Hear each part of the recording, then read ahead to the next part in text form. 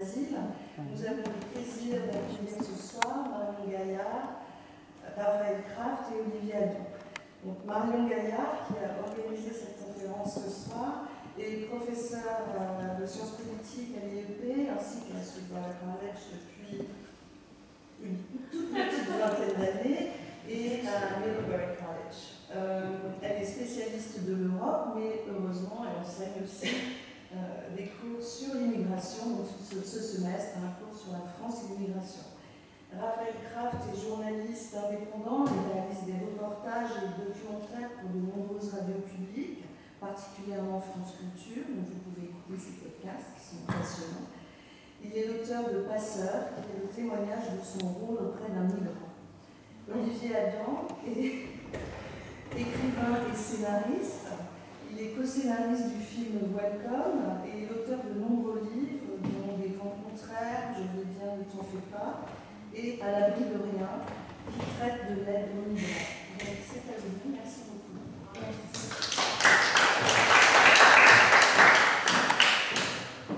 Alors, c'est un trop fort le mien, alors que le tien parlait pas fort du tout. On va régler. On peut régler ?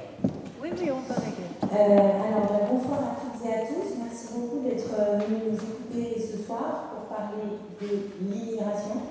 Alors, l'immigration occupe le devant de la scène médiatique et politique depuis plusieurs années et même depuis plusieurs décennies. Encore jusqu'à ce week-end avec les élections en Bavière qui ont vu la montée en puissance du parti xénophobe d'extrême droite, l'AfD, Alternatives für Deutschland, qui a fait du rejet de l'accueil des migrants en Allemagne le cœur de sa rhétorique politique et qui vient donc de faire son entrée au Parlement régional de Bavière après avoir fait son entrée au Parlement fédéral l'année dernière. Et puis ce qui était plus inquiétant encore à mon avis dans ces élections en Bavière, c'est le fait que la droite classique, la CSU, qui est l'alliée de Mme Merkel dans la coalition, donc qui est de la droite traditionnelle, a opéré un virage extrêmement inquiétant, surtout en Allemagne, avec une dérive verbale très grave, puisque le ministre de l'Intérieur, Horst Seehofer, a même dit que la question migratoire était la mère de tous les maux en Allemagne, la mère de tous les problèmes en Allemagne. En France aussi, vous savez, on assiste évidemment à des dérives verbales de la part du Front National, enfin du Rassemblement National maintenant, comme il faut l'appeler, et puis d'une partie aussi de la droite conservatrice. Ce qui fait que la question de l'immigration est au cœur des débats politiques et que la classe politique s'en gargarise, j'allais dire, jusqu'à manipuler ces sujets à des fins électorales. Et c'est pour ça que ce soir, j'ai choisi, en organisant cette conférence, de ne pas inviter d'hommes ou de femmes politiques, mais de faire entendre une autre voix, un autre son de cloche, plus humaniste, à travers donc les deux invités, Raphaël Kraft qui a été présenté et donc qui est journaliste indépendant, et donc je précise il est l'auteur d'une série de documentaires qui a été diffusée la semaine dernière sur France Culture, qui est donc encore écoutable en podcast, qui s'appelle Des villes transformées par l'exil, les migrants. Et puis donc Olivier Adam, merci beaucoup, qui est donc, comme tu l'as dit Marie, l'auteur de plusieurs romans, et c'est celui-ci, À l'abri de rien, qui va nous intéresser plus particulièrement ce soir, puisque ce roman met en scène une mère de famille qui se lance à corps perdu, j'allais dire, dans l'aide aux migrants, au risque de délaisser un peu sa famille. Alors, on avait normalement aussi avec nous ce soir Guillaume Leblanc, qui est philosophe, professeur de philosophie à l'Université Paris 7, et qui a écrit avec Fabienne Brugère un livre qui s'appelle La fin de l'hospitalité, l'année dernière en 2017. Et puis cette année, il a publié un petit opuscule qui s'appelle Vaincre nos peurs et tendre la main chez Flammarion, que je vous conseille vivement. Donc il n'est pas là ce soir malheureusement parce qu'il a la grippe, donc pour son bien à lui et pour le nôtre, nous avons décidé qu'il restait chez lui. Donc je vais essayer, moi, de retranscrire du mieux possible sa pensée, et puis je vous citerai quelques extraits de son livre. Alors ce qui m'a fascinée en fait quand j'ai préparé cette rencontre de ce soir, c'est que tous les trois, sans vous connaître, et chacun dans votre domaine, en fait, vous décrivez les mêmes situations, vous dressez les mêmes constats. Le constat à la fois du rejet de la société, d'une partie de la classe politique et de l'État vis-à-vis des migrants, mais aussi le constat de la solidarité. Le constat du rejet à travers le fait que les migrants sont relégués dans des campements de fortune du fait de l'absence totale d'une politique menée par les gouvernements, les États, pour les accueillir dans des conditions dignes. Et puis vous faites le constat aussi, tous les deux et tous les trois, puisque encore une fois j'ai essayé de me faire le porte-voix de Guillaume Leblanc, vous dressez le constat des violences policières, on retrouve ça dans le roman, dans le livre de Raphaël ou dans celui de Guillaume Leblanc, du harcèlement dont les migrants sont les victimes régulièrement de la part de l'État et des forces de police. Et puis vous faites aussi, dans l'aspect plus positif, le constat de la solidarité, d'une solidarité parfois spontanée de la part de la société civile, de ce que Guillaume Leblanc appelle une hospitalité éthique qui l'oppose à l'inhospitalité justement des États. Donc vous parlez à peu près de la même chose et c'est ça que j'ai trouvé assez intéressant. Donc on va commencer peut-être justement par la question des conditions de vie qui sont faites aux migrants. Et on va commencer à mon avis par l'ordre chronologique, peut-être par Calais. Parce que Calais, c'est là que s'est focalisée au départ peut-être la crise migratoire, en tout cas en France. Alors pour l'auditoire américain qui n'est pas forcément au fait des problématiques migratoires en Europe, je vais juste recadrer un tout petit peu. Il y a 4 points névralgiques de la crise migratoire en Europe.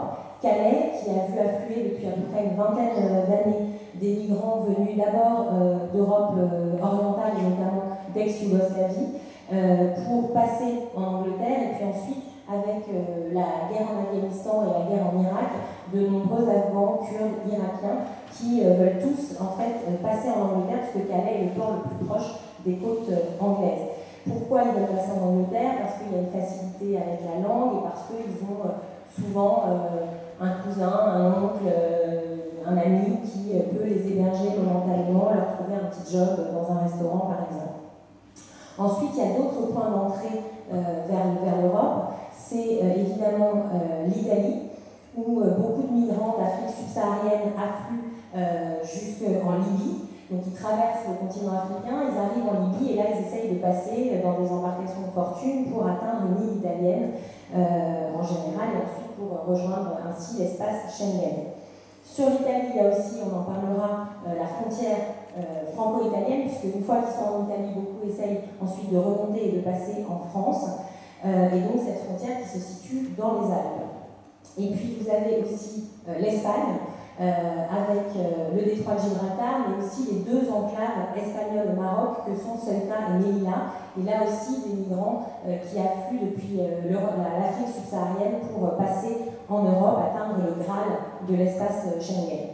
Et puis enfin la Grèce évidemment, mais surtout depuis 2015 avec les migrants en provenance de Syrie, puisque une fois que vous êtes en Turquie, vous allez de Syrie en Turquie, puis ensuite vous essayez d'atteindre une des nombreuses îles grecques. Donc nous ce soir on va se focaliser sur 2 points essentiellement, Calais et la frontière franco-italienne. Et donc Calais, pour expliquer un tout petit peu, face à l'afflux massif de migrants à la fin des années 90, c'est Kosovar, dont Olivier Adam parle dans son livre, la Croix-Rouge française a décidé d'ouvrir un centre d'accueil. Ce centre d'accueil, il a très vite été débordé parce qu'il n'y avait pas assez de place prévue. Et finalement, Nicolas Sarkozy, alors ministre de l'Intérieur, a décidé de fermer ce centre en 2002. Et donc on va commencer par là parce que dans le livre, votre héroïne, Olivier Adam, qui s'appelle Marie, s'étonne de la fermeture de ce centre et elle en décrit les conséquences. Alors je vais juste lire un petit passage. On est passé près du Monoprix, là il y a un Monoprix aussi. Devant, il y avait tous ces types que je n'osais jamais regarder. Ils avaient l'air sales et crevés. Ils étaient si maigres sous leurs habits déchirés. Tout le monde les appelait les Kosovars, mais c'était surtout des Irakiens, des Iraniens, des Afghans, des Pakistanais, des Soudanais, des Kurdes. Certains étaient assis sur des cartons, les autres restaient debout par grappes, discutaient en attendant quoi? Devant la mairie se dressait une tente immense. On l'avait installée à la fermeture du camp. Je n'ai jamais compris pourquoi ils avaient fermé ce camp. Les choses n'avaient fait qu'empirer. Ils étaient toujours aussi nombreux. Ils cherchaient toujours le moyen de passer en Angleterre. Seulement maintenant, ils étaient vraiment à la rue, livrés à eux-mêmes. Le midi, le soir, On les voyait faire la queue en rang, 2 par 2, pour du pain, une soupe chaude. Ils mangeaient ça à l'intérieur, assis sur des bancs d'école, à l'abri de la toile, ou bien debout dehors dans la rue ou sur les pelouses du parc.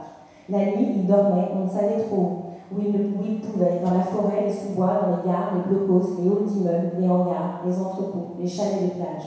Quand ils n'y tenaient plus, ils finissaient par se glisser sous un camion, dans un bateau ou sous un train. Souvent, c'était les plus jeunes qui tentaient leur chance. La plupart, on ramenait leur corps déchiquetés dans des linceuls. Les autres se faisaient prendre, on les envoyait à Paris ou ailleurs, dans des centres. 3 jours plus tard, ils étaient de retour et attendaient le moment de retenter leur chance. Alors, Olivier Adrien, est-ce que vous pouvez justement nous décrire ce que vous avez vu un peu quand vous êtes allé à Calais pour préparer le livre? Oui, alors je ne suis pas allé à Calais pour préparer le livre en fait. C'est toujours important, il y avait ce vieux truc dans les assemblées 68, c'est d'où tu parles. Alors d'où je parle, moi je suis romancier et scénariste, donc ce qui m'intéresse c'est de raconter des histoires qui racontent le monde dans lequel on vit, qui racontent comment on vit. Et puis par formation et itinéraire personnel, j'ai une certaine inclination pour les questions, on va dire, sociales et ou sociologiques. Et c'est cette convergence-là du métier de romancier, si jamais c'est un métier, et du tropisme social et sociologique qui m'a amené à travailler à Calais pendant 3 ans, où j'ai mené dans un lycée technique d'un quartier défavorisé, un lycée de ZEP à l'époque, des ateliers d'écriture avec des gamins qui étaient en seconde ou première technologique, qui en général faisaient partie des classes les plus défavorisées de la ville de Calais, qui est une ville elle-même en situation économique très très difficile, une ville qui a été rongée par la fin par la désindustrialisation, les délocalisations, etc. Et donc j'ai travaillé là-bas 3 ans, et très vite, comme tous mes livres naissent des lieux où j'ai vécu, où j'ai grandi, où je séjourne, est venue l'envie d'écrire sur cette ville. À l'origine, pourquoi écrire sur cette ville? Bon, d'abord pour des raisons purement cinégéniques et photographiques, par attirance pour tous les paysages littoraux de bordure, et puis aussi pour la sociologie particulière de la ville et ce qui s'y passait. Ce qui s'y passait, c'était la rencontre de 2 misères du monde. Une misère occidentale, le chômage, la précarité, les fins de mois difficiles, la déscolarisation, enfin tout ce qu'on peut imaginer, qu'on vit dans beaucoup d'endroits en France. Et de l'autre côté, cet afflux particulier de réfugiés. Alors, effectivement, dans un premier temps du Kosovo, puis quand moi j'y étais, quand j'ai travaillé Afghanistan, Irak, Kurdistan, Érythrée, Soudan, en grande partie, qui se cognent à une barrière invisible, parce que quand ils partent de leur pays, leur objectif c'est de gagner l'Angleterre. Ils n'ont aucune envie de rester en France, et d'ailleurs la France n'a aucune envie de les accueillir. Leur problème c'est de passer en Angleterre, et en général ils pensent qu'une fois qu'ils sont à Calais, quand ils arrivent, ils voient d'autres migrants et ils leur disent mais qu'est-ce que vous faites là? Pourquoi vous zonez? Ça fait combien de temps que tu es à Calais? On leur répond, moi ça fait 6 mois que je suis à Calais. Et eux ils pensaient vraiment, en général, tous ceux que j'ai rencontrés, qu'une fois arrivés de ce périple incroyable d'Irak, d'Afghanistan ou de Soudan jusqu'à Calais, ils pensaient que ça y est, ils n'avaient plus qu'à se glisser dans un train, dans un camion, dans un ferry, et ils seraient en Angleterre, où ils avaient un contact, où par ailleurs le droit du travail de l'époque était beaucoup plus souple qu'en France, et où sans papier on pouvait travailler, ce qui n'était pas le cas en France. Et puis en plus, ils baragouinaient quelques mots d'anglais, parfois parlaient très bien anglais pour certains. Moi, tous ceux avec qui j'ai parlé, je parlais anglais, un anglais de cuisine, un anglais international, un anglais comme quand on est en vacances n'importe où dans le monde. Et ils se retrouvent interdits, parce que la frontière, en vertu des accords de Dublin, la frontière est en France. Elle est du côté de Calais. Et donc c'est la France qui est responsable de ne pas faire passer... parce que si la frontière est en Angleterre, les mecs ils pourraient passer, et après ça serait aux Anglais de se débrouiller, et qu'est-ce qu'ils en feraient? Ils les renverraient pas, on ne sait pas ce qu'ils en feraient. En tout cas, là c'est à Calais que ça se passe, donc en gros, ils sont coincés à un endroit où ils ne veulent pas rester, et coincés et chassés d'un endroit d'où ils veulent partir. Donc c'est vraiment l'ambiguïté incroyable de la situation. Moi j'ai travaillé là-bas 3 ans de suite. La première année, le camp de Sangatte, administré par la Croix-Rouge, existait. Alors je ne dis pas que c'était formidable, simplement d'un point de vue quotidien de ce qu'on voyait quand on était à Calais, il y avait un camp où ils avaient des abris, des centres de soins, des distributions de nourriture, de vêtements, et pour parler simple, la plupart du temps ils étaient au chaud et assistés. Et par ailleurs, ils prenaient des risques insensés pour monter dans les camions, essayer de passer dans les trains, sous les trains pour certains, en s'accrochant aux essieux, monter dans les bateaux. Et à cette époque-là, les contrôles étaient féroces, mais ils n'ont fait qu'au fil des années que s'empirer, notamment dans le film Welcome. Il y a des scènes qui racontent ça, c'est-à-dire le passage de tous les camions qui passent dans les ferries pour aller en Angleterre à la sonde à CO2 pour trouver des traces de souffle humain, ce qui les conduit, quand on ouvre les camions, quand les flics ouvrent les camions, à se mettre la tête dans des sacs plastiques et à s'empêcher de respirer. Et certains sont morts étouffés comme ça, pour pas qu'on détecte leur présence dans les camions. C'est un exemple parmi d'autres, on en parlera plus tard. La deuxième année, le camp de Sangatte avait été fermé par Nicolas Sarkozy. Alors là, ce qui s'est passé, c'est que il y avait toujours le même afflux. Alors pourquoi il a été fermé? En grande partie parce que certes il était débordé, certes il y a eu le prétexte de tensions à l'intérieur du camp, parce que entre les communautés irakiennes, afghanes et les Érythréens, les Soudanais, ça bastonnait parfois, parce que dans des conditions de misère, de promiscuité pareille, forcément, à un moment donné, il peut y avoir, dans tout endroit de ce genre-là, des difficultés, des bagarres, des conflits. Mais Nicolas Sarkozy avait et son gouvernement pour objectif, d'éviter ce qu'ils appelaient la possibilité d'un appel d'air, c'est-à-dire, dans leur idée, les gens pouvaient quitter leur pays parce que vraiment il y avait un super camp de vacances à Sangatte, super bien aménagé, qui faisait vraiment envie. Enfin bon, voilà. Mais en gros l'idée c'était ça, c'était de se dire que s'il y avait des conditions d'accueil correctes, dignes dans le nord de la France, alors de toute façon ils n'ont rien à faire avec le nord de la France, ils veulent aller en Angleterre, il y aurait de plus en plus de migrants qui quitteraient leur pays pour se cogner à Calais où ils ne souhaitent pas rester. Bon. La deuxième chose, c'est que en local, les gens du Calaisis, de Calais, et c'est encore plus vrai après la fermeture de Sangatte, commençaient à trouver la situation difficile, intenable pour certains. Électoralement aussi, on sentait monter un mélange de solidarité d'un côté et de rejet fort de l'autre. Et l'idée de Nicolas Sarkozy, c'était qu'il fallait absolument les décourager les migrants. Et on en parlera plus tard aussi, décourager aussi tous ceux qui essayaient de leur venir en aide. Décourager les migrants, ça veut dire intensifier les contrôles, intensifier une forme de harcèlement permanent et battre en brèche tout ce qui pouvait ressembler de près ou de loin à une assistance pour ces réfugiés. Donc on a fermé le camp de Sangatte. Donc la deuxième année, moi ce que je voyais principalement, comme tout le monde, comme tous les gens qui étaient là, c'était des migrants, des réfugiés qui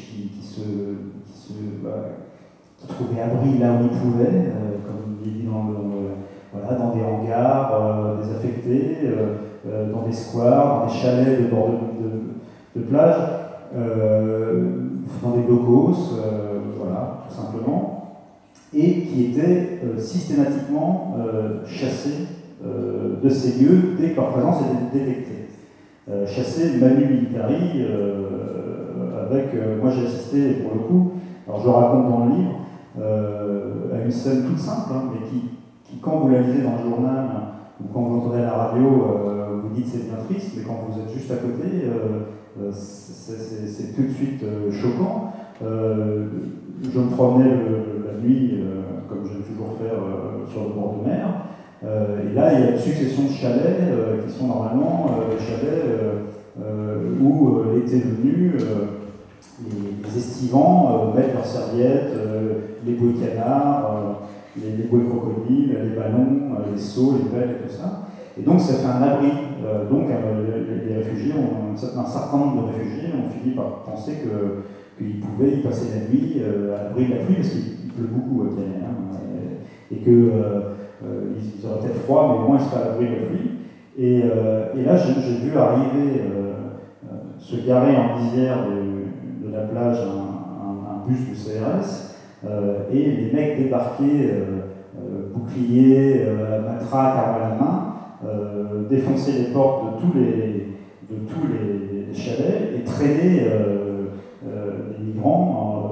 Moi je me rappelle très bien parce qu'il y a des petites marches de bois comme ça. Je me rappelle très bien du bruit des crânes comme ça qui tapaient les marches de bois et les traîner dans le sable en les frappant jusqu'à les virer de cet endroit. Après quoi, ils les ont mis dans un camion et m'a-t-on raconté par la suite, comme ils faisaient beaucoup, ils font. Alors soit ils en mettent dans des centres de rétention, où en général on essaie de les mettre dans des endroits les plus froids possibles en leur enlevant leurs vêtements, on les laisse croupir là pour qu'ils attrapent la crève, puis on les relâche après leur avoir donné un avis d'expulsion, mais l'avis d'expulsion, ils reviennent 2 jours plus tard, 3 heures plus tard, ils reviennent au même endroit, au centre-ville, s'abriter comme ils peuvent.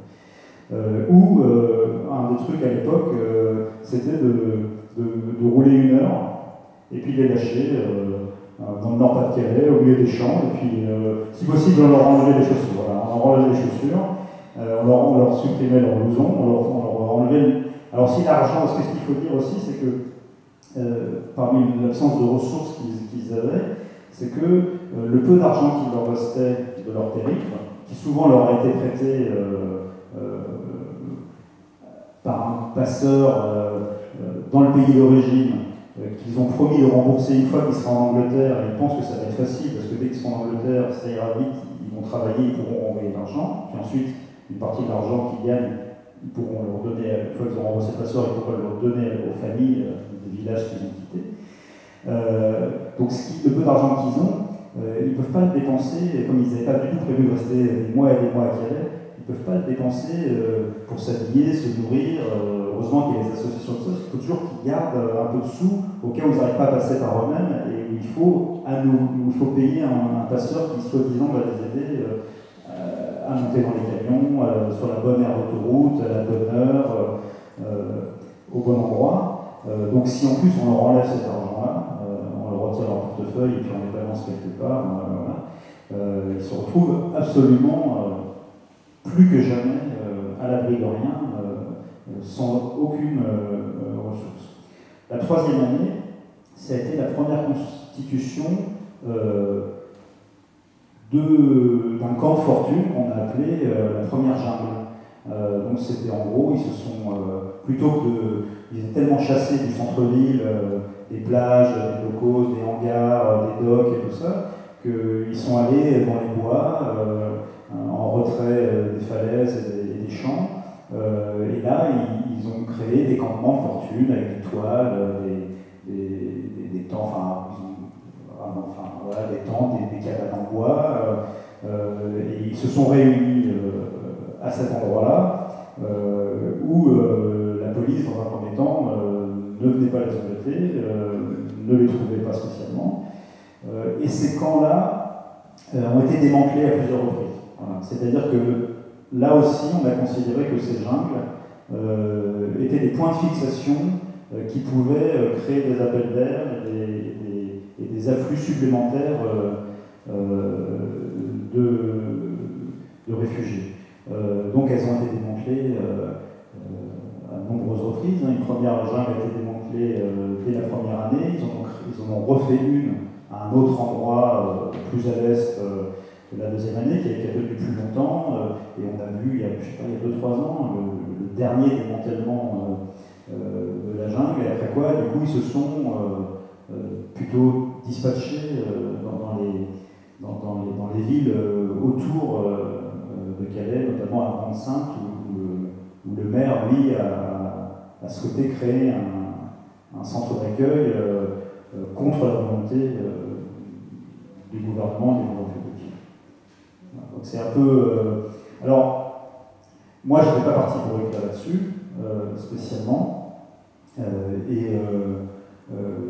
Il se trouve que dans le lycée où je travaillais, il y avait par ailleurs, en dehors évidemment de ce que je voyais des conditions de vie de ces réfugiés et la manière dont ils étaient chassés, harcelés, il y avait aussi des gens qui étaient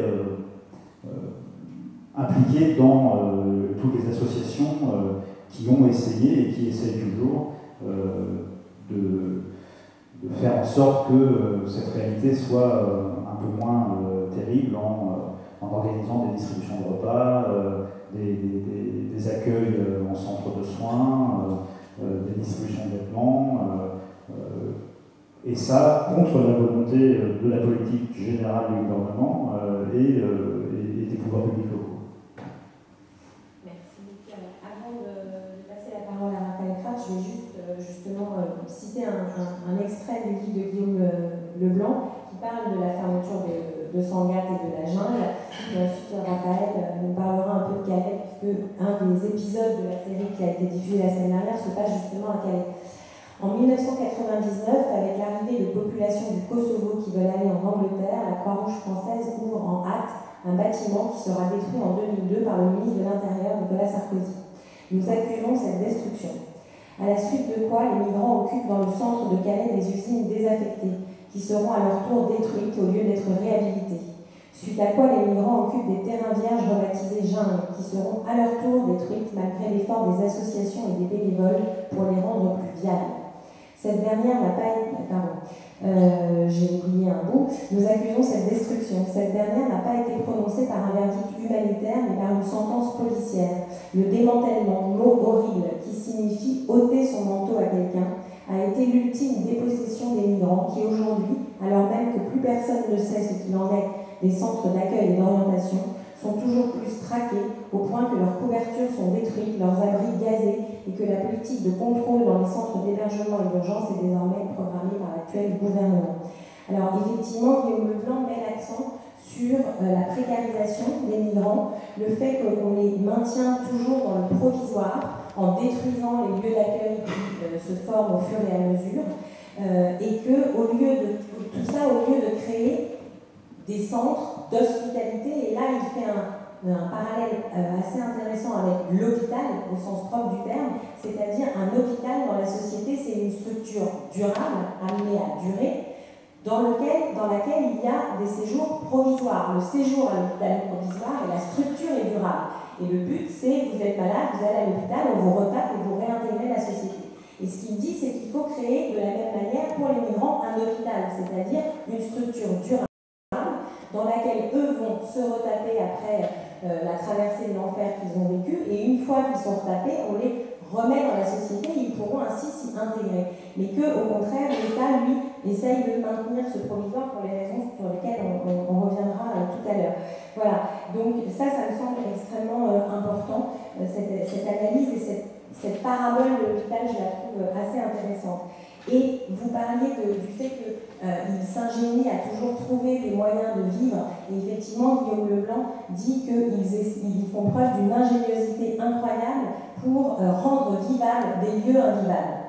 Et que les associations, évidemment, les aident, les y aident, mais ils trouvent toujours des moyens pour essayer quand même de vivre tant bien que mal. Et il évoque aussi leur ténacité, c'est-à-dire la volonté de, je le cite, persévérer dans leur être. Et ça, on le voit très bien dans dans le personnage de Gillan dans Welcome par exemple, mais aussi vous m'aviez conseillé un livre quand on s'est vu qui est Mohamed, ma mère et moi de Benoît Cohen, et ce Mohamed qui est un réfugié en provenance d'Afghanistan, il est exactement cet exemple de persévérer dans son être. On traverse l'enfer, on arrive, on croit qu'on est arrivé, que ça y est, on a tourné la page de l'enfer, et en fait on se retrouve dans la rue démunis, pourchassés. Donc cette volonté de persévérer dans son être, je la trouve extrêmement touchante. Et donc Raphaël, vous êtes allé à Calais récemment, donc depuis le démantèlement de la jungle. Et donc est-ce que vous pouvez nous dire où ils sont passés justement maintenant ces migrants, parce qu'à ma connaissance, il n'y a pas vraiment de reconstruction d'une nouvelle jungle. Je vais peut-être corroborer vos propos en disant qu'il y a un terme qui est important aussi, et je pense qu'Olivier, tu seras d'accord, il y a aussi la volonté d'invisibiliser, c'est-à-dire qu'on ne voit pas les migrants.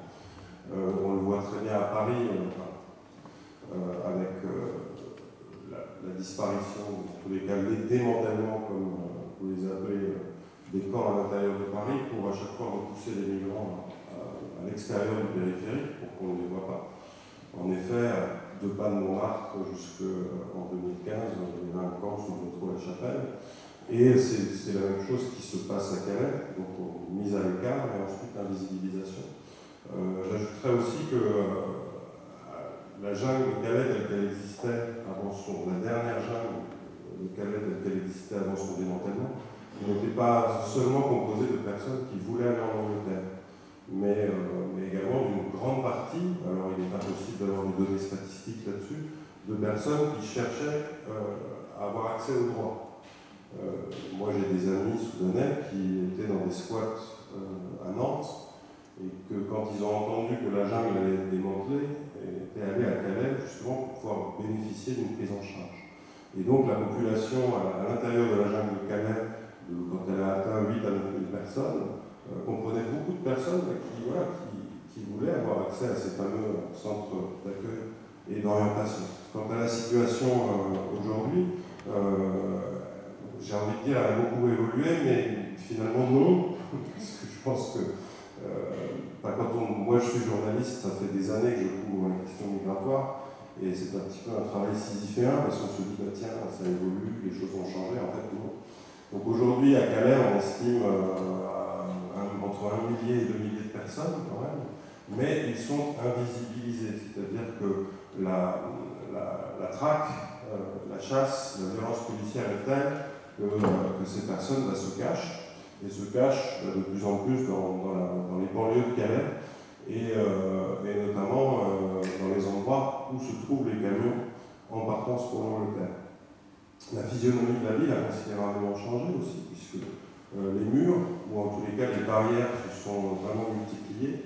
Et lorsqu'on arrive à Calais, il est vraiment frappant de voir à quel point les gens, même les Calaisiens, se sentent enfermés dans leur ville, puisque lorsque l'on va vers le port de Calais, on est entouré par des barrières. Lorsque on se rend sur le site du tunnel sous la Manche, Eurotunnel, donc juste à côté de Calais, il y a des barrières partout. Et Calais aussi, et pourquoi on va à Calais, ce n'est pas tant pour sa proximité avec l'Angleterre que par la convergence de beaucoup d'autoroutes, et notamment vers le tunnel sous la Manche. Donc voilà, aujourd'hui, environ 1500 personnes, et comme tu le disais, Olivier, effectivement, un étalement des réfugiés qui vont de Roscoff en Bretagne jusqu'à Ostende en Belgique, où de nouvelles voies de passage s'ouvrent pour ces personnes qui veulent aller en Angleterre. Je rajouterais aussi que cette frontière, qui est matérialisée à Calais par des barrières, elle est finalement assez partout. Elle est partout, cette frontière, elle est constamment repoussée. La frontière, vous allez à Gare du Nord, et lorsque vous voyez des patrouilles de police et des patrouilles de CRS qui ont ordre d'arrêter des personnes de couleur noire, c'est pour les empêcher d'aller à Calais. La frontière, elle est là aussi. La présence aussi de migrants dans la périphérie parisienne, ou dans le nord de Paris, je pense au 18e, où je vis moi, à La Chapelle, ou à la porte de La Chapelle, c'est aussi un lieu de répit pour les personnes qui sont en partance de Calais, qui reviennent de Calais pour se reposer dans des conditions extrêmement précaires, bien sûr. Et la constitution de cette jungle, et vous parliez de l'inventivité des personnes, de la détermination des personnes, c'est aussi, ce sont des lieux où on va effectivement se retrouver et trouver une sécurité. C'était le cas lorsque les campements parisiens ont été démantelés. À chaque fois, l'État ne comprenait pas pourquoi les migrants revenaient, alors qu'on leur donnait une chambre d'hôtel pour 3 jours seulement, ou 5 jours parfois, sans subsistance, sans aide juridique. Pourquoi les migrants reviennent? Parce que c'est là qu'il y a les tissus de solidarité, c'est là que, notamment dans des arrondissements comme le 18e, où il y a un tissu associatif très ancien et très, très fort, que les gens reviennent. Et ce fut le cas également à Calais, avant le démantèlement de la jungle, où on allait là-bas pour être en sécurité finalement, même si la jungle était un endroit assez dangereux aussi. Je vais dire tu parce qu'en fait on fait semblant de se vouvoyer pour le truc, mais en fait c'est. Voilà. Comme tu dis tu, Olivier, on va passer au tu, ce sera beaucoup plus simple.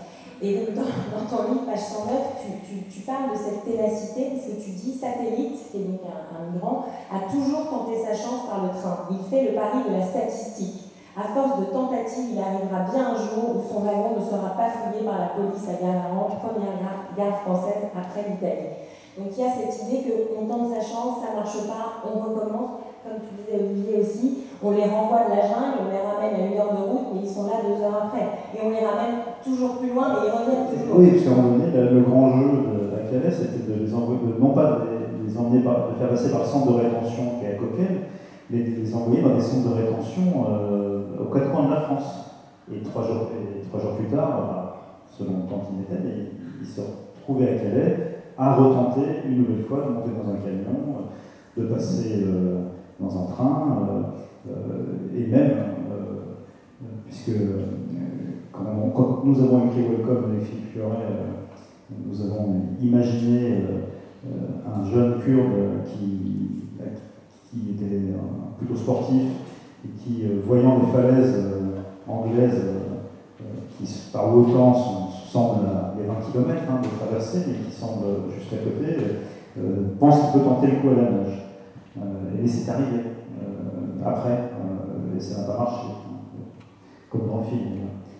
Il y en a qui ont même tenté le coup de traverser en nageant le détroit, qui est sans doute à cet endroit-là entre Calais et Douvres, l'endroit le plus passant des populations du monde en termes de paquebots, de pétroliers, de navires. C'est un endroit extrêmement, c'est pas long, mais c'est extrêmement, même par marqueur, c'est extrêmement dangereux du fait d'un trafic maritime qui est un des plus denses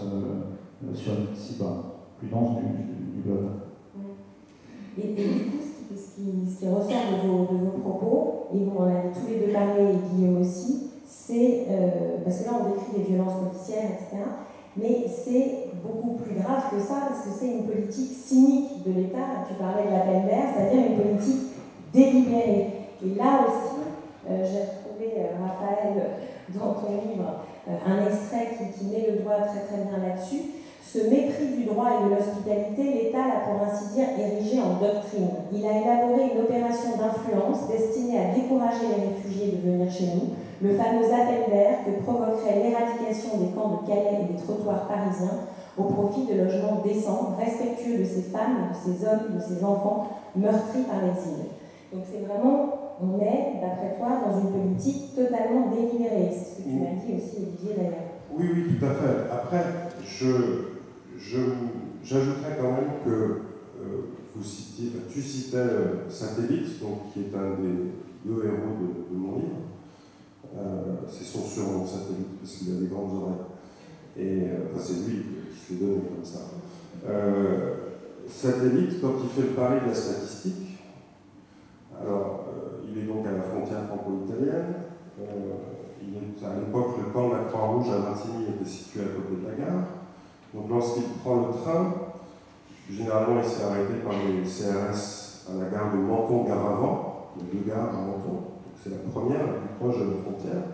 Là, on le met dans une espèce de lieu de non-droit, parce qu'il n'a pas le droit d'être retenu. Normalement, il y a toute une procédure qui doit être enclenchée, c'est-à-dire est-ce que vous pouvez demander l'asile, etc. Et là, effectivement, on le renvoie en Italie en vertu d'accords, les accords de Chambéry qui ont été signés en 1997 et qui sont extrêmement flous, en vertu des accords de Schengen également qui régissent la circulation entre les pays européens. Mais on va le lâcher après 22 heures pour qu'il puisse marcher de nuit. Et lorsqu'il arrive à Vintimille, le camp de la Croix-Rouge est fermé. Et donc, il va être obligé de passer une nuit dehors. Donc, effectivement, on fait en sorte, il y a également les associations, Amnesty International, Human Rights Watch, etc., ont fait état de pratiques de violence policière à l'endroit de ces personnes pour effectivement les dissuader. Cependant, c'est de la gnognotte. Comprenez la gnognotte, it's nothing. C'est rien comparé à ce que les uns et les autres ont pu vivre à Idomeni en Grèce. Mais Idomeni, c'est encore rien par rapport à ce qu'ils ont pu vivre à la frontière entre l'Iran et la Turquie, lorsqu'ils se sont fait arrêter ou par la police iranienne ou par la police turque. C'est encore moins rien que ce qu'ils ont vécu en Libye quand ils ont été kidnappés contre rançon avec torture pour pouvoir sortir. Donc effectivement, moi je parle d'une stratégie d'influence.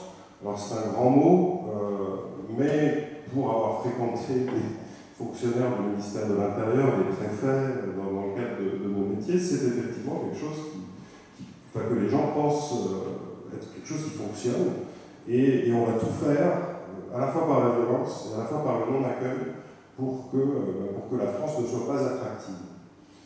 Voilà. Et dans le reportage que tu avais fait l'année dernière, parce que là j'ai parlé de la série documentaire de la semaine dernière, mais l'année dernière tu as fait un documentaire sur les mineurs qu'on renvoie à la frontière, qu'on renvoie en Italie à la frontière entre la France et l'Italie dans les Alpes. Et donc c'est pareil, il y a clairement dans le reportage des violences policières contre des mineurs, alors que justement le droit français précise bien que les mineurs doivent être mis à l'abri et ne peuvent pas être conduits à la frontière. Oui, c'est-à-dire qu'on est dans une situation extrêmement paradoxale, où donc, l'Europe a ses frontières ouvertes, ces dernières peuvent être fermées selon l'alinéa des accords de Schengen, sur crise migratoire, c'est marqué, terrorisme, etc. Et donc depuis plusieurs années, la France invoque cet alinéa du traité de Schengen pour fermer sa frontière entre l'Italie et la France. Et lorsqu'un migrant arrive en Europe, il est obligé, en vertu des accords de Dublin, que tu citais tout à l'heure à tort, parce que c'était les accords de Touquet pour Calais, en vertu des accords de Dublin, un migrant, lorsqu'il arrive en Europe, il doit demander l'asile dans le premier pays où il arrive. Et donc, la situation est telle, la géographie fait que on demande l'asile, on doit demander l'asile en Espagne, en Italie ou en Grèce. Désormais en Bulgarie aussi. Or, un migrant, un réfugié, qu'est-ce qu'il cherche? Il cherche à refaire sa vie, après avoir perdu la sienne dans son pays d'origine, et donc il s'oriente principalement vers des pays dynamiques. Ça n'est pas la sécurité sociale française qui l'intéresse, c'est véritablement le dynamisme de l'économie d'un pays. Et donc il va se tourner vers l'Allemagne, vers la Scandinavie, où les économies sont, et l'Angleterre évidemment, même s'il y a des candidats pour venir en France, je pense notamment aux migrants d'Afrique de l'Ouest, qui viennent de plus en plus nombreux aujourd'hui, qui sont attirés par la langue. Et du coup, j'ai perdu le fil de la... Voilà. Et donc, la frontière franco-italienne est fermée. Cependant, imaginez que vous êtes un ressortissant, en l'occurrence guinéen, et que vous vouliez demander l'asile en France. Vous avez le droit de demander l'asile en France, c'est un droit fondamental, qui donc a été signé à Genève en 1951, c'est la Convention de Genève sur les réfugiés. Mais vous n'avez pas le droit de passer la frontière. C'est-à-dire que vous pouvez si vous êtes en France, vous allez à la préfecture et puis voilà, je veux demander l'asile. Et ensuite, il y a toute une procédure selon laquelle on vous l'accordera ou non. Mais le Guinéen, il ne peut pas passer la frontière puisque la police lui interdit. Donc il ne peut pas demander l'asile. C'est pareil pour le Soudanais, etc. etc. Et donc la frontière est fermée, elle est surveillée. Et il y a de plus en plus de mineurs, effectivement, qui passent la frontière, et notamment dans la région du Briançonnais, où se trouvent les cols les plus bas des Alpes occidentales.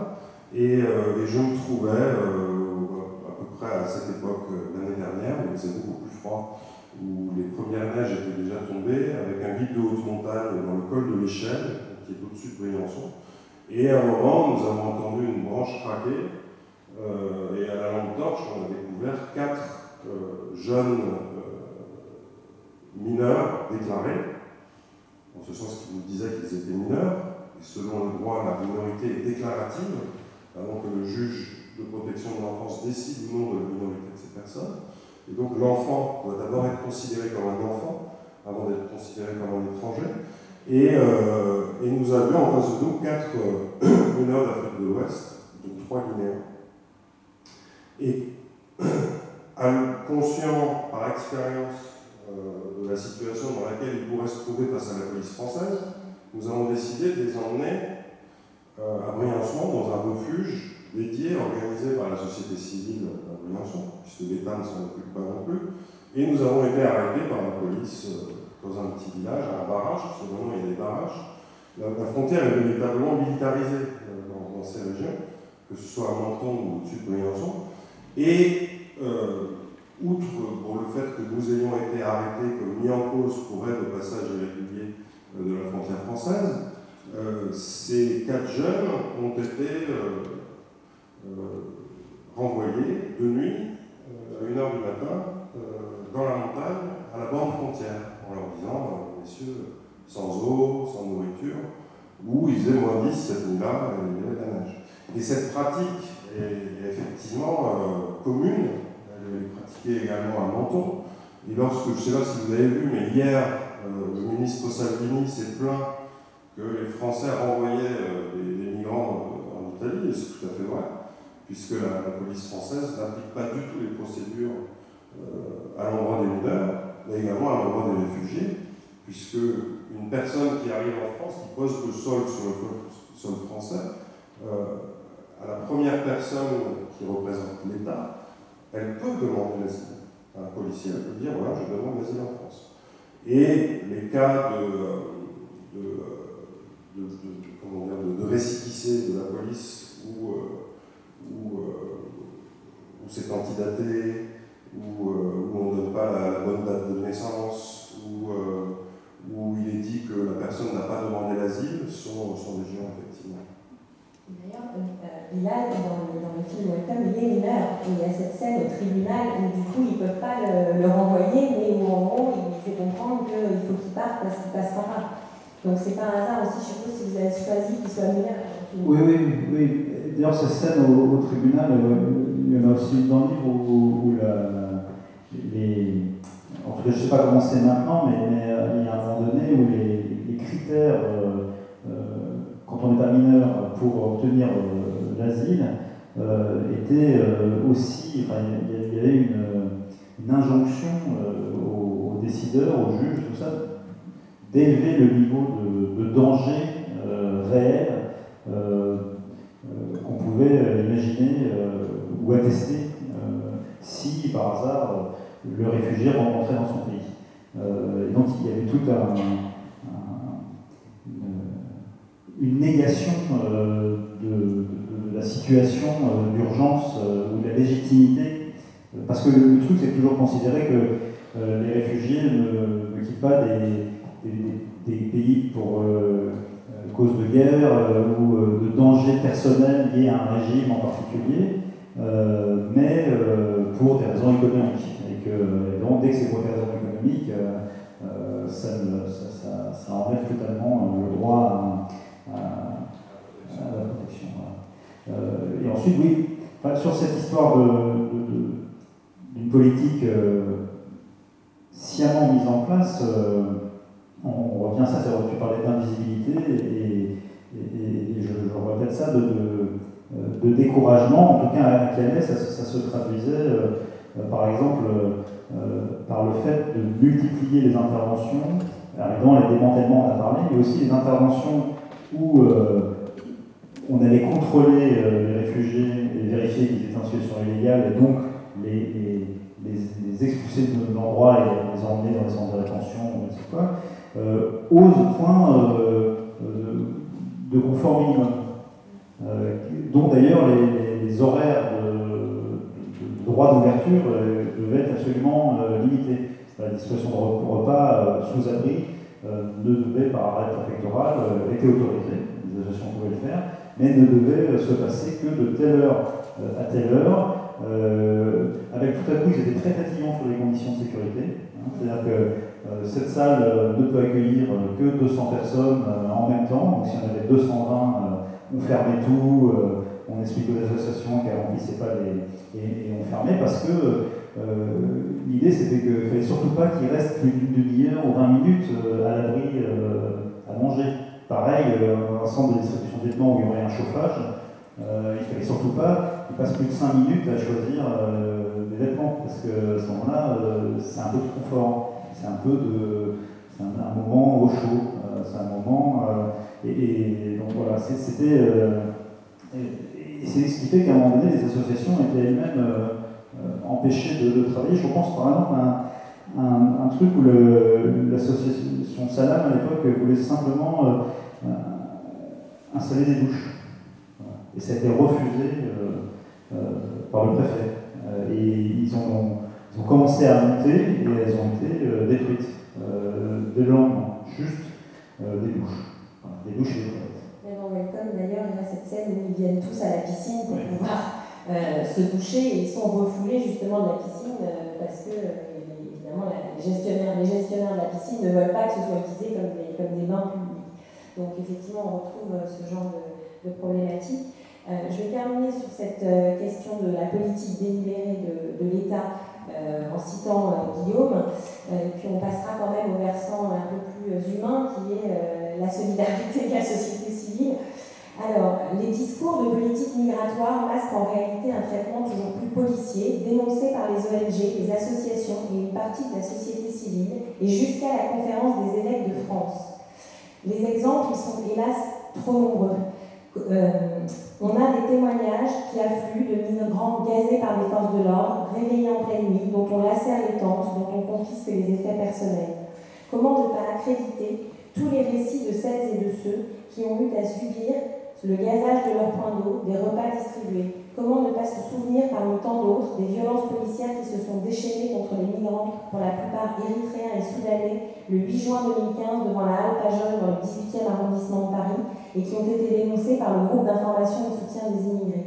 Plus près de nous, rappelons que 2 associations, comme Utopia 56 et l'Auberge des migrants de Calais, ont dénoncé le 1er juin 2017 des gazages au réveil dans les sacs de couchage, des gazages d'eau et de nourriture, des coups et blessures, des vols de cartes de séjour, des confiscations de téléphones portables à l'encontre d'une population astreinte à l'invisibilité, on y revient, qui ne peut pratiquement pas par définition porter plainte.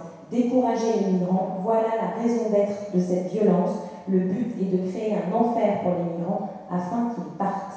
Et j'irai même plus loin, c'est pas afin seulement qu'ils partent, c'est afin qu'ils transmettent le message aux autres de ne pas venir. Il y a aussi cette idée-là, qu'ils communiquent avec leur pays d'origine et que surtout le message c'est rester parce que ici c'est l'enfer. Alors face à ça, il y a quand même une solidarité spontanée qui s'organise de la part de la société civile. Et là, j'aimerais qu'on vienne d'abord à comment on devient un aidant.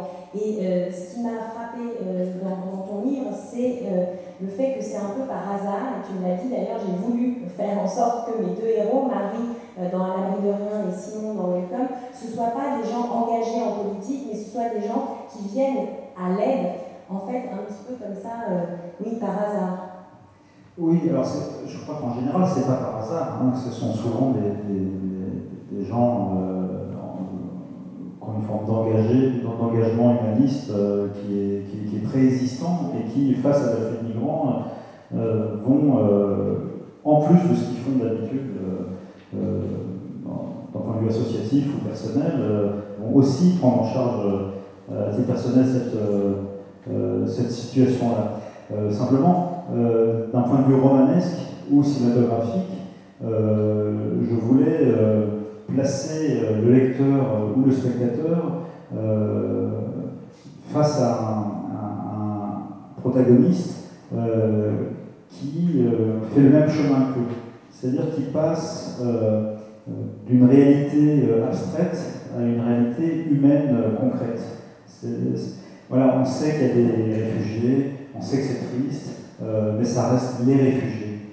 Ça reste une réalité non humanisée, non singularisée. Et donc je voulais partir de gens qui, comme chacun, ni plus ni moins, se disent que c'est bien malheureux, mais n'ont pas l'intention spécialement de prendre leur part ou d'agir plus que quiconque. Et qui, par le hasard d'une rencontre, ne rencontre plus un migrant, un réfugié, mais Bilal, Jamal, Mohamed, Béchir, et reconnaissent en lui un prochain, et où finalement la question n'est plus celle de la politique d'immigration ou de quelque avis qu'on puisse avoir sur la situation migratoire dans le monde, mais simplement celle d'avoir face à soi son semblable, son frère en humanité, qui est sans ressources et en situation de danger, et à qui on se doit à la mesure de ses moyens, tendre la main comme on peut, sans que ce soit une conviction politique ou une forme d'engagement militant, quel qu'il soit. Et d'ailleurs, tout l'itinéraire de ce travail, et notamment du film Welcome, a abouti à l'époque à une grande polémique avec le ministre en poste en charge de ces questions-là, qui était Éric Besson, autour de la question du délit de solidarité. Et le film et le livre avaient été écrits pour parler de la criminalisation ou de la fragilisation des aidants, que ce soit des aidants sous forme associative ou des aidants individuels, pour arriver aussi à cette idée que l'éthique de responsabilité dont nous parle le gouvernement, ces histoires d'appel d'air, d'assistance à des gens en situation illégale et de criminalisation de ça, elle ne tient pas devant. Je t'ai donné un abri parce qu'il faisait froid. Oui, mais je vois ça parce que c'est Vincent Lindon qui, au journal de 20h, de Pujadas ou je ne sais plus qui, quand il allait répondre à Éric Besson, a dit mais c'est juste la chanson pour le Varnien. Toi qui m'as tendu la main quand on m'a dit je faisais faim, et point. Toi qui me donnais un morceau de pain quand on m'a dit je faisais faim. C'est juste ça. Et ça ne peut pas être condamnable. On peut prendre le droit à beau dire que je porte assistance à une personne sans légale et que donc je suis condamnable, ou en tout cas menaçable. Non, il y a un invariant non négociable d'humanité, et c'est cet invariant non négociable d'humanité dont font preuve, mais face à la diversité, beaucoup de gens que j'ai vus, et c'est ça qui m'a amené à écrire ces livres-là, non pas comment on devient aidant, mais c'est quoi la condition d'aidant, et c'est pour ça d'ailleurs que c'est difficile. Dans La vie de rien, quand Marie arrive dans un centre d'aide, on lui dit attends, c'est pas un cours de macramé pour femmes au foyer qui s'emmerdent. Hein. Il faut avoir la peau dure. Tu vas avoir face à toi non seulement des gens qui ont vécu des choses terribles, qui sont des situations très difficiles, mais tu vas avoir des flics sur le dos, la justice sur le dos. On va en permanence t'accuser d'être de mèche avec les passeurs, t'accuser de les faire travailler. Alors, c'est la justice, mais c'est aussi la rumeur locale, parce qu'il ne faut pas non plus angéliser. À Calais, comme partout, il y a des gens qui aident, et puis il y a des gens qui sont totalement opposés. Il y a régulièrement des descentes de groupes identitaires qui viennent tout casser dans les associations, qui peignent sur les murs des gens qui ont... Parce que c'est ça que ça raconte, hein, surtout, c'est des gens qui, en plus de leur engagement structuré dans une association, ont choisi d'accueillir chez eux, chaque soir, 5, 6, 7 migrants, en leur offrant une douche, un repas et une nuit au chaud sur un matelas avec une couverture.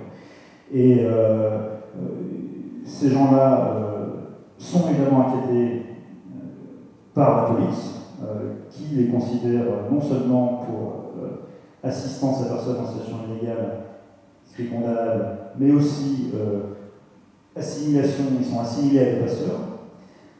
On les accuse aussi de faire travailler au noir ces migrants.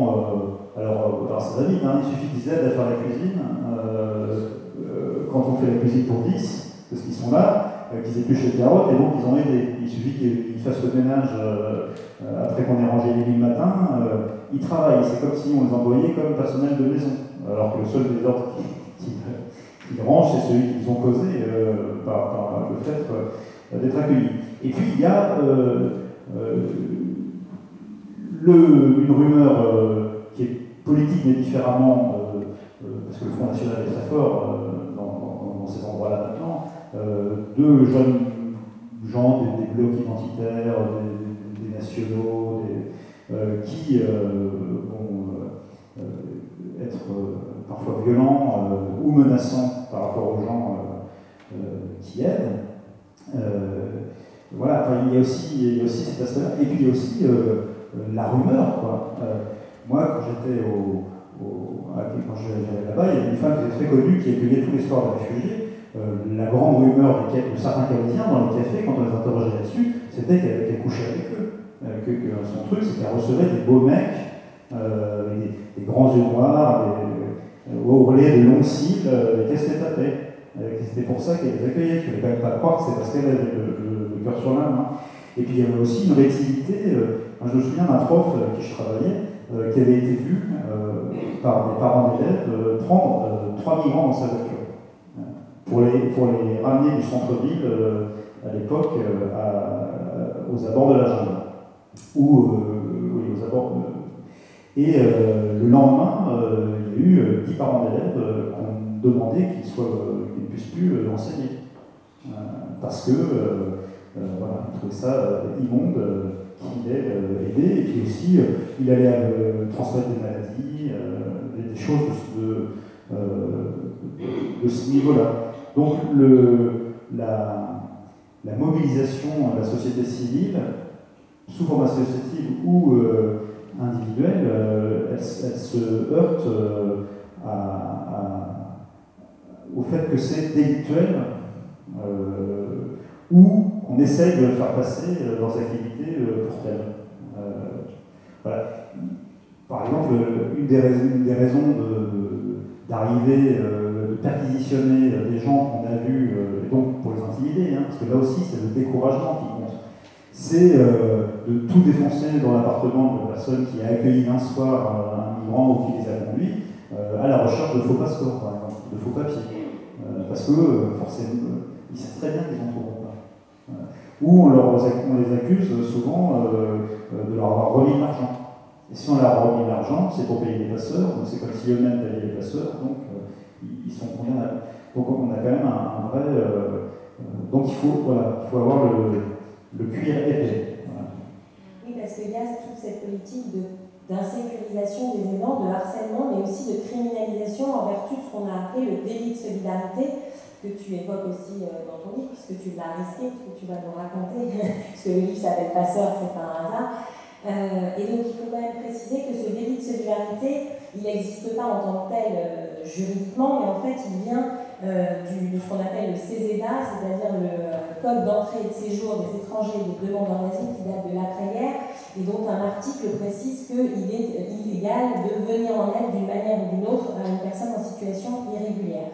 Et cet article a été beaucoup utilisé par la police et la justice française sous Nicolas Sarkozy, mais aussi dans les mandats qui ont suivi et encore jusqu'à très récemment.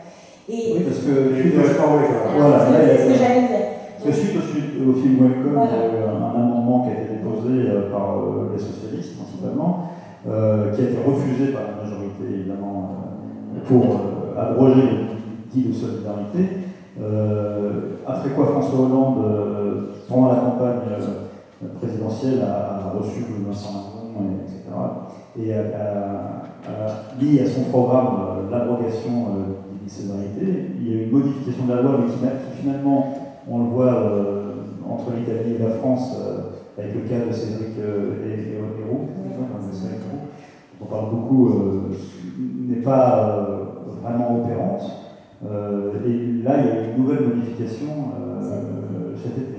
Alors en fait, donc, sous François Hollande, ils ont fait effectivement une modification qui permet d'aider s'il n'y a pas de contrepartie et on ne peut pas faire traverser la frontière.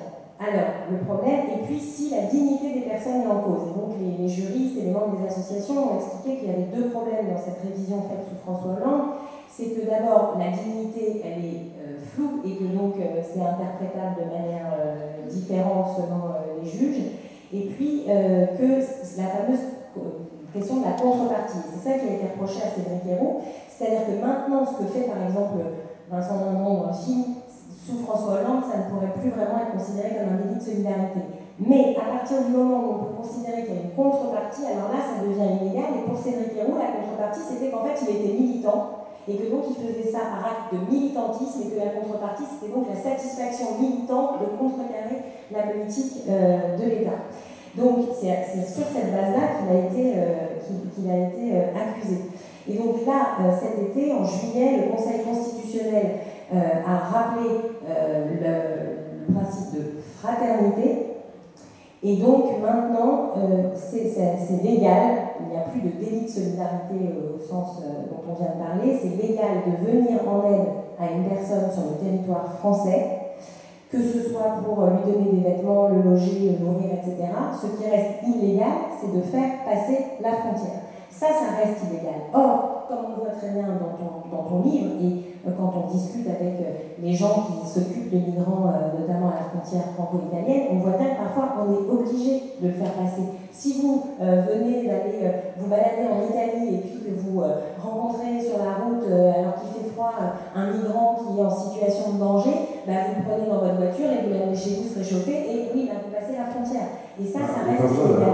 Puisque en vertu des accords de Schengen, des accords de Chambéry, excusez-moi notre technique, mais c'est important, la police française, les forces de l'ordre, puisqu'il y a des gendarmes, des douaniers, etc., a le droit, c'est encore questionnable, mais dans un périmètre à l'intérieur de la France, 10 km selon tels accords, 30 km selon d'autres, selon la situation, selon les circulaires préfectorales, etc., ont le droit d'interpeller des personnes sur le territoire français, mais s'ils sont dans un certain périmètre de proximité de la frontière italienne, il y a la possibilité de les renvoyer en Italie. C'est ainsi que Cédric Herrou, qui vit sur le territoire français, ou les habitants du village de Névache, sous le col de l'Échelle, qui habitent en territoire français, s'ils prennent des gens en autostop à 10 km de la frontière italienne, ils peuvent être considérés comme passeurs, ou en tous les cas accusés d'aide au séjour illégal. Moi j'ai été accusé d'aide au séjour illégal parce que dans un reportage j'ai trouvé 4 mineurs et qu'avec le guide de Haute-Montagne on les amenait à un refuge. Donc voilà. Ce que tu racontes dans le livre, c'est pas cet épisode, non, c'est un autre. C'est autre chose. Avec quelque chose de beaucoup plus délibéré. Est-ce que tu peux nous raconter ça? Oui, alors le livre s'appelle Passeur parce que le passeur c'est moi. Et je me suis retrouvé dans une situation, et à nouveau, je rejoins ce que raconte Olivier, c'est que moi je ne suis pas militant par nature, je suis journaliste, effectivement, je couvre des sujets plutôt engagés, mais je n'ai pas de culture militante. Et par un concours de circonstances, je me suis retrouvé en reportage à la frontière franco-italienne, et le hasard a voulu que j'ai rencontré un Soudanais qui s'appelle Satellite, et son camarade Adil, qui rêvait d'aller en France. Alors, je suis patriote, un peu chauvin, et ça m'a beaucoup touché qu'il veuille aller en France, parce que la France n'a pas très bonne presse auprès des réfugiés, on vient de le démontrer pendant une bonne heure, là. Et donc, ces deux personnes voulaient demander l'asile en France, mais à chaque fois qu'ils arrivaient en France, et en anglais, demandaient aux policiers « on veut demander l'asile », le flic leur répondait « quoi, qu'est-ce que tu racontes ?» et les renvoyait en Italie. Et donc, j'ai organisé leur passage, effectivement. Alors, on est passé, j'ai organisé ça, je vous voulais pas prendre de risques, enfin, surtout pas pour eux en fait, parce que bon, moi, je me serais retrouvé en garde à vue, mais on m'aurait pas infligé de marcher de nuit, on m'aurait pas infligé de dormir dehors. Donc je voulais que le passage réussisse absolument. Puis aussi vis-à-vis de ma famille, parce que bon, j'ai des enfants, j'avais pas envie qu'il y ait des tracassements. Donc j'ai choisi de les faire passer par un col en altitude, qui s'appelle le col de Fenestre, qui est situé au sud du parc du Mercantour. Et j'ai organisé une randonnée. J'avais aussi envie de rompre avec ce qu'ils avaient vécu pendant le voyage. J'avais envie que ce soit quelque chose de joyeux. Et je vous disais que j'étais un peu chauvin et patriote. J'avais envie que leur arrivée en France soit belle. Et donc on a organisé cette rando par le col de Fenestre. Col de Fenestre qui a la particularité d'avoir vu passer en 1943, les 8, 9 et 10 septembre 1943. Et là, je ne fais aucun parallèle. Hein. Je ne compare pas. On a dit qu'on n'en parlait pas. Je ne compare pas l'incomparable. Non, parce qu'aujourd'hui, effectivement, on a tendance à vouloir comparer la situation des Juifs pendant la Seconde Guerre mondiale avec la situation des migrants. Ce qui n'a rien à voir. Enfin, je crois à l'unicité de la chose, c'est ce que je voulais dire. Et la particularité du col de Fenestre, c'est qu'effectivement, à Saint-Martin-les-Ulis, sous le col, ont vécu pendant plusieurs mois près d'1 millier de Juifs. Ils y ont pour la plupart vécu les plus beaux mois de leur vie, parce qu'ils étaient protégés par les troupes d'occupation italiennes. Et lorsque l'armistice a été signé entre Badoglio et Eisenhower en septembre 1943, les troupes d'occupation italiennes sont rentrées en Italie et ont laissé la voie libre à la fois aux troupes d'occupation allemandes et à la police française. C'est ainsi que les Juifs de Saint-Martin-les-Ulis ont fui et sont passés par les cols de Cerise et de Fenestre. Et en haut du col de Fenestre, il y a une plaque commémorative que je cite dans mon livre, qui elle est par contre tout à fait contemporaine. Donc voilà, j'ai voulu les faire passer pas par militantisme, parce que ça me semblait juste. Voilà. J'étais dans une situation où ne pas le faire, je l'aurais regretté toute ma vie. Et aussi par goût de l'aventure, par goût du risque, et puis parce qu'il y avait une belle histoire à raconter derrière, c'est vrai. Et ensuite, ils sont bien sûr venus chez moi. Mais si je puis me permettre de revenir sur la question de l'éthique de l'hospitalité ou l'éthique du passage, personnellement, moi j'ai couvert beaucoup de conflits, j'étais correspondant en Israël, en Palestine, en Irak, dans les Balkans, etc. J'ai beaucoup couvert les révolutions arabes, et donc j'ai été depuis longtemps confronté à ces problématiques qui font que ces personnes arrivent en France. Et lorsqu'on est en reportage dans la bande de Gaza ou en Irak, donc on est loin de chez soi, je suis indépendant, donc quand je vais quelque part, c'est moi que j'investis de l'argent, donc il faut tenir. Il faut tenir et il ne faut pas être insensible à la veuve et à l'orphelin, mais il faut pouvoir les interviewer quand même le lendemain. C'est-à-dire que la mère est pleurée après un moment parce qu'elle a perdu ses enfants, il faut pouvoir le faire pendant plusieurs jours, plusieurs semaines. Et en 2015, pour la première fois de ma vie, je me suis retrouvé avec la guerre, ou plutôt ses conséquences, dans l'immédiate proximité de mon domicile parisien. J'habite à la Goutte d'Or, dans le 18e, et à 300 mètres de chez moi, il y avait ce camp de fortune situé sous le métro La Chapelle, et je voyais donc des gens qui venaient du Soudan, de l'Érythrée, etc. Et je passais, comme la plupart, comme beaucoup de Parisiens, je ne tournais pas la tête. Disons que je n'avais pas spontanément, je n'avais pas la culture associative de mon arrondissement pour prendre la main, etc. Jusqu'au jour où une radio américaine, parce que je travaille pour les médias américains, KPFR en l'occurrence, que vous devez connaître, qui est la radio des gauchistes de Berkeley, m'a demandé de faire un reportage sur ce camp de réfugiés situé à 2 pas de Montmartre. Donc c'est une radio en Californie qui m'a demandé de faire un reportage à 300 mètres de chez moi. Donc j'y suis allé, et là je sors mon micro, et je ne suis pas du genre à...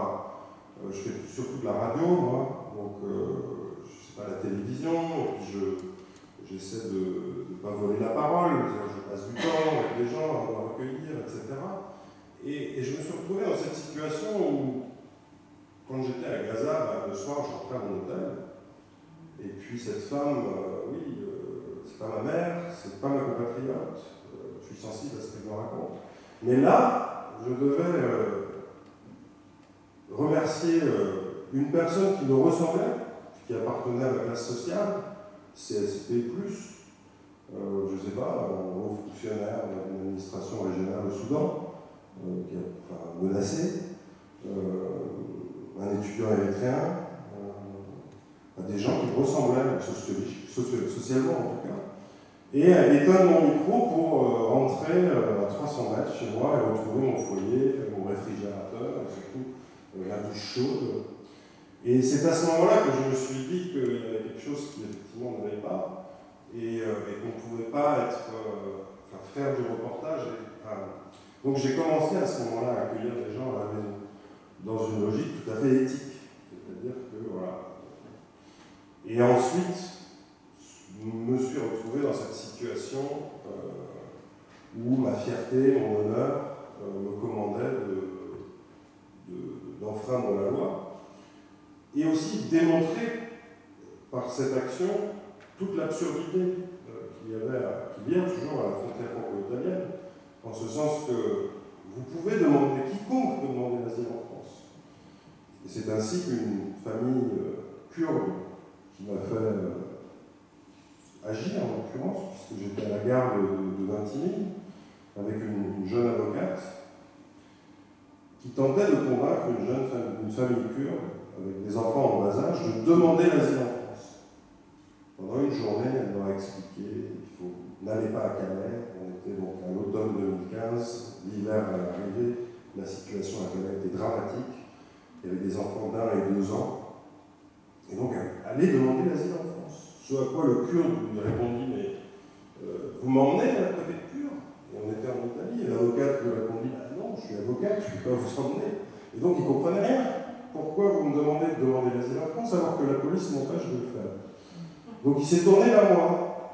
Il avait vu ma voiture, ça faisait plusieurs jours que je passais. Il m'a dit, toi, tu veux pas demander à la préfecture? Et je suis resté quoi? Et c'est à ce moment-là que je me suis dit, mais attendez, je vais lui dire non. Il est père de famille, il vit dans la pisse, dans la merde depuis des mois. Mais passer en voiture, c'est compliqué.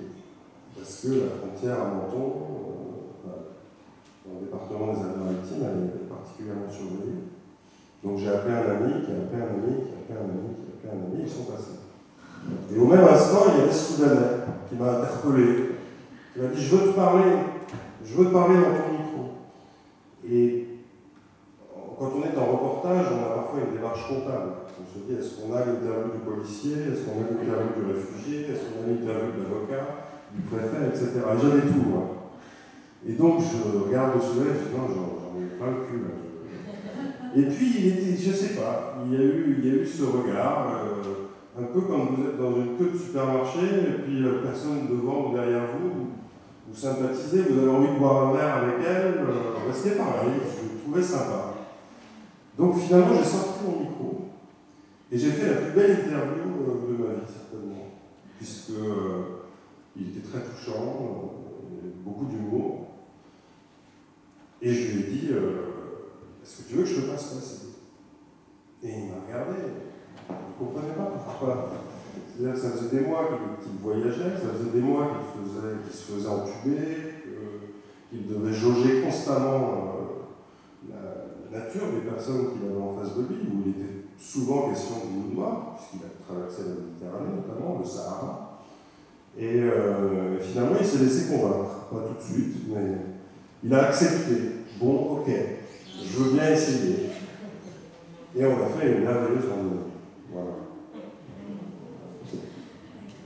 Je n'ai pas du tout quelle heure il est, mais je pense qu'on a dépassé l'heure. Donc, merci beaucoup à tous les deux d'avoir pris votre temps pour venir ici. Et puis peut-être il y a des questions dans la salle. Et moi, juste pour terminer, je voudrais, Raphaël avec moi, je pense dédier cette soirée à Bernard, qui nous a quittés cet été et qui a accueilli pendant les 18 derniers mois de sa vie des migrants quasiment tous les jours chez lui à Nevache. Donc voilà, c'est à lui que je pense ce soir, à sa fille qui est mon amie depuis que j'ai 6 ans et grâce à laquelle je connais Raphaël. Voilà, merci beaucoup.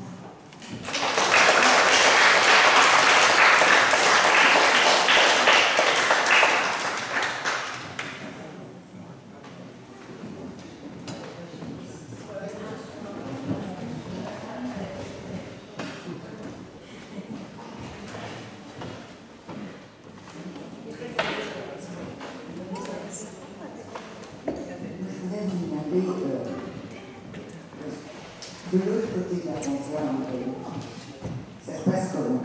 Est-ce qu'ils ont... voilà. Vous voyez, il y a la frontière chez nous, bon, voilà, c'est ce que vous nous avez dit très très bien, de façon très touchante, je veux dire mon chapeau, et de l'autre côté, c'est comment? La situation aujourd'hui à Vintimille, elle est dramatique. C'est pas bon. Pardon? Alors, la situation aujourd'hui à Vintimille, elle est dramatique puisque les personnes vivent sous le pont de l'autoroute. Voilà. Après, il faut regarder l'histoire. L'histoire, elle se répète constamment, en tous les cas à cette frontière, puisque c'est une frontière qui est fréquentée depuis des siècles et des siècles. Et lorsque Mussolini édicte les lois anti-juives en 1938, la police italienne va aider les juifs à passer en France. Pas officiellement, mais on ferme les yeux sur les passeurs, on organise, les patrouilles en montagne sont annulées, etc. Sachant qu'à l'époque, on avait un artisanat du passage. C'était des contrebandiers, etc. C'était quelque chose de bien fait, c'était des pêcheurs de San Remo. Et je pense que la situation politique telle qu'elle existe aujourd'hui me laisse penser que l'Italie va de plus en plus fermer les yeux pour laisser passer les migrants vers la France. Après, ce que Olivier citait, les cas j'ai pas envie d'utiliser le mot déportation, mais d'éloigner les gens au plus loin de Calais pour les emmener dans un centre de rétention à Toulouse, par exemple, qui est souvent le cas, c'est aussi vrai à la frontière franco-italienne. C'est-à-dire que souvent, lorsque les gens sont arrêtés à Vintimille, on les envoie dans le pouille, en avion, souvent. Et il y a aussi une volonté de la part du gouvernement italien et de la ville de Vintimille de décourager l'arrivée des migrants. Il y a eu un décret municipal il y a 3 ou 4 ans où il était interdit désormais de distribuer de l'eau aux migrants. Donc on retrouve une situation assez... Ah oui, c'est tout à fait. Il faut toujours penser qu'on repousse toujours la frontière. Et aujourd'hui, on repousse même la frontière jusqu'au Niger, puisque on finance la police nigérienne pour empêcher les migrants de passer. Quand bien même ils voudraient aller travailler en Libye, ce n'est pas leur droit. Alors, je suis désolé de revenir là, est-ce qu'il y en a qui arrivent à partir peut-être? Est-ce qu'il y en a qui arrivent à partir? Aller dans le... Oui, mais il y en a aussi qui restent, hein, c'est ce que je disais. Oui. Il y en a qui restent, ils souhaitaient rester, mais il y en a aussi qui finissent, souvent avec l'appui des associations, qui se laissent convaincre d'ailleurs de commencer à apprendre le français, de se mettre dans une procédure de pérennisation de leur situation pour peut-être commencer à travailler. Il y a aussi des cas comme ça. Mais le passage en Angleterre, il est rare. Et surtout, il a été de plus en plus rare au fil des années, au fil de la densification des contrôles, des barrières, des murs. Il est toujours possible. Mais il est possible. C'est pour ça qu'il s'acharne, c'est qu'il y en a toujours un qui à un moment donné appelle et dit ça y est, j'y suis. Même si ça fait 10 mois qu'il essayait. Et généralement, plus on fait de murs, plus il y a de morts. Donc à la Canada, on a 115 morts, je crois, depuis le début des années 2000. À la frontière franco-italienne, on en est à une vingtaine de morts. Parce qu'effectivement, les gens prennent plus de risques. Et pour ce qui est de la frontière franco-italienne, dans un environnement géographique auquel ils n'ont pas du tout l'habitude. Excusez-moi, après je me tais. Vous êtes en aval. Je voudrais juste aujourd'hui évoquer un livre qui, quand je l'ai lu, m'avait énormément touché. C'est Eldorado de Laurent Godet, qui est en amont de ce que vous racontez, c'est-à-dire c'est le départ. Le départ et l'exil jusqu'aux frontières. Je me permets de le dire parce que je trouve que ça se complète. Oui, ça se complète. Voilà. Laurent se met dans la peau de quelqu'un qui oui. Et c'est un livre que je me permettrais de conseiller à des jeunes, parce que je pense qu'aussi on apprend beaucoup. Voilà, ça fait une continuité avec votre travail de vous. Enfin, on remonte aux origines. Voilà.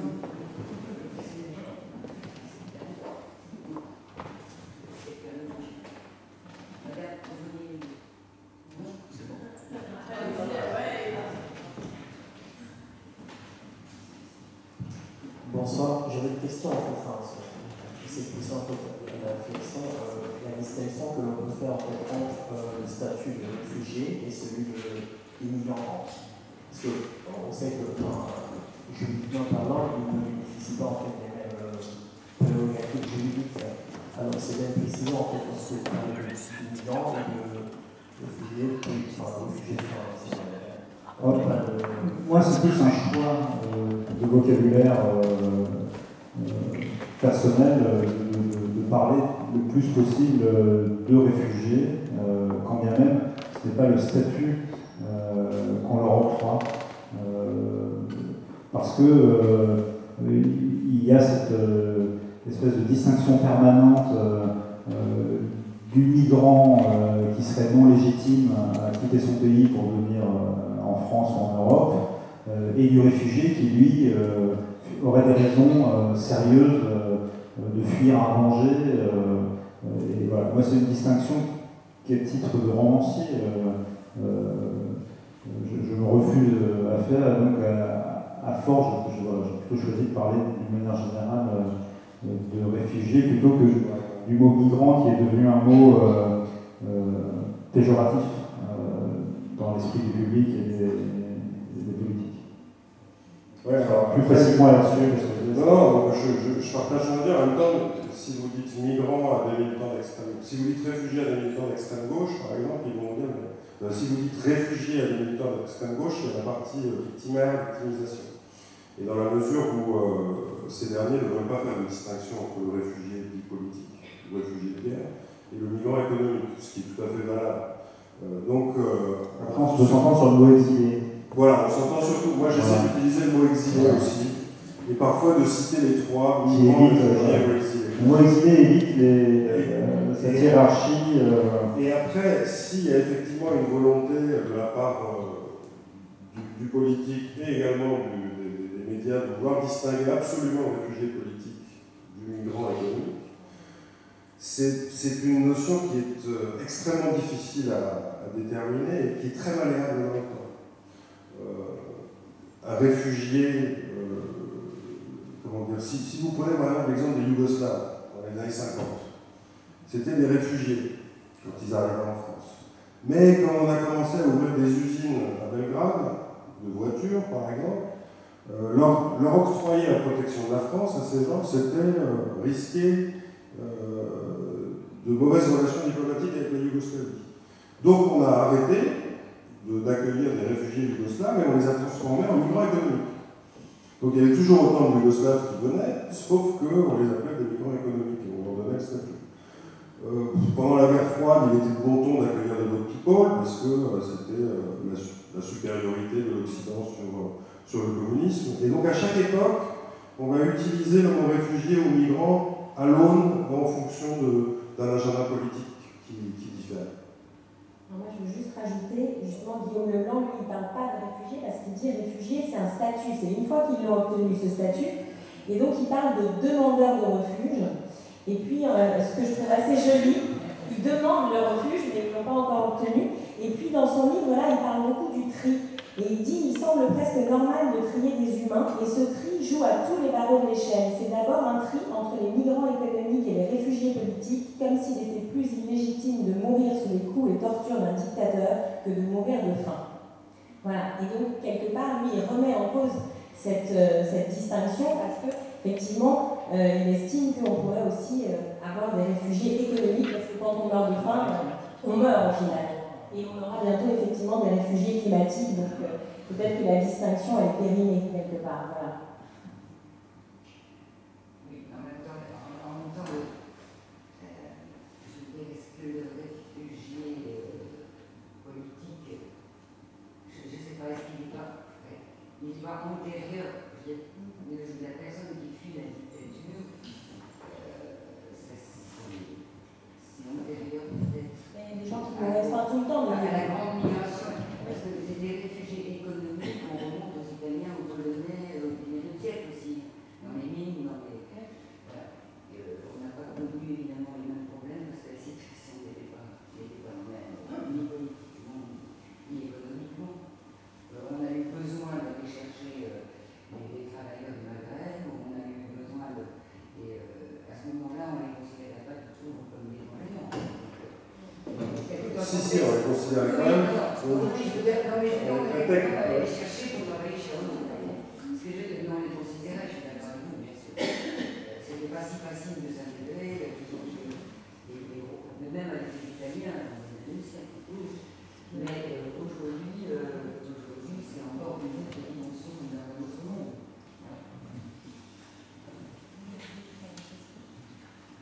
On va s'arrêter là, je crois, parce que je pense que la guerre, oui, voilà. Merci beaucoup et merci encore à tous les deux.